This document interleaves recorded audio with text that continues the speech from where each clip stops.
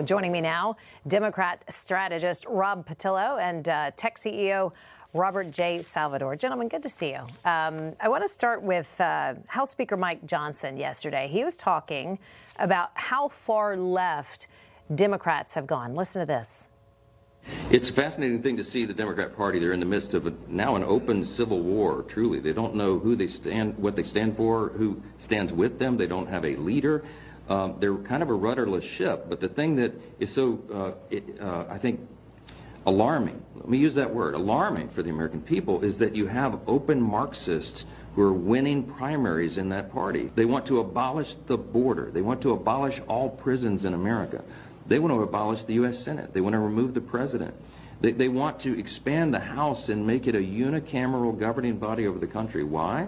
Because they believe that over 2 or 3 cycles, they'll be able to bring a wave of Marxist communists into the Congress and take it over.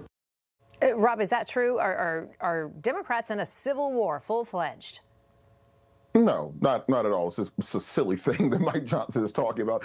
You have a party that's about to lose in a landslide in about 77 days in the midterm election. And Mike Johnson, instead of putting forward a positive vision of what Republicans have done over the course of the last 2 years, does a bunch of fear-mongering. And the thing is, all the things that he is accusing Democratic socialists of believing in still isn't as crazy as the things that the Republican Party is doing right now while they're in power. Democratic socialists have not threatened to invade Iran with no plan. They've been hiding the Epstein files. They are building ballrooms around the country. So Democratic socialists are talking about bringing people health care, housing, and jobs. And when you can't beat them, you fearmonger. So I think Mike Johnson's going to have to come up with some new material. But when you have clips that we've shared here on Newsmax, you don't hear it too many places. And you have clips of, we're going to get rid of the Constitution. We're going to get rid of the Senate. We're going to get rid of the presidency. I mean, it's not fear-mongering when the candidates themselves are making those claims. And let me bring Robert. Okay, Rob, respond, but then let me bring Robert into the conversation.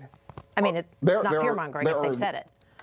There are literal members of the Republican Party in the House who have talked about having a convention of the states. They have said they want to rewrite the U.S. Constitution to bring it back to the original goal of the founders. They want to get rid of things like the 14th Amendment. You can find fringe crazy people in any political party or movement. That does not mean that's the official policy of the entire party. Okay, but the Republican Party isn't handing them the microphone and the entire platform. Robert, jump in, please. Sure. So, I mean, I think what Republicans should be excited about is that Democrats kind of are taking this is a no big deal scenario when it is a big deal. Socialism may survive in some areas, like we see Mamdani in New York and things like that. But for the most part, the kitchen table issues are things like affordability, safety, children. And most people, especially voters, know that socialism has killed hundreds of millions of people throughout the years. It has never worked in society. It has never even come close to working. We live in the United States. We live in a capitalist market. And as you saw in Michigan, there is definitely a fracture right now between the DSA part of the Democrat Party and the traditional part of the Democrat Party. You saw how off the polls were in Wisconsin. You saw how off the polls were in other places. So what Republicans should be excited about is what wins elections are your people showing up. It's usually not new voters. Most people don't know this. It's usually not new voters. It's the get out the vote for your current voters. And if the Democrats have this divisiveness in their party, which it seems like they do, Republicans are going to benefit from that. So I think it's pretty clear these people, use the words in the DSA pretty directly, like Hassan Piker. So I think Republicans can build off that, and they are building off that. And I'm excited for it. Rob, what say you? I mean, is this creating a moment for Republicans? I think what would create a moment for Republicans is getting gas below $4 a gallon, releasing the rest of the Epstein files, doing the things the American people actually elected them to do. Stop focusing on reflecting pools and planes from Qatar and actually deliver for the American people. And if you want to talk about a civil war, we've literally just seen the Republican Party eject people like Candace Owens, Tucker Carlson, Nick Fuentes, people who were instrumental in getting Trump elected are now persona non grata in the party. So there's a civil war going on where you have a part of the Republican Party that still believes in the Mitt Romney, Bob Dole, Ronald Reagan version of the party. And then there's the other part that's run by reality show hosts, game show people, the lady from wrestling, etc. I feel like, what I was suggesting is the difference is that those candidates that are bringing radical ideology to the party are sidelined or sectioned off. They're not being handed the platform. They're not, you don't see Mike Johnson on the stump supporting them. Robert, jump in here. I mean, you do see Bernie Sanders and AOC going out and stumping for votes and telling all the moderates, let's, and left wing, moderate, everybody, big tent party. This is the direction we're heading in. Robert, jump in.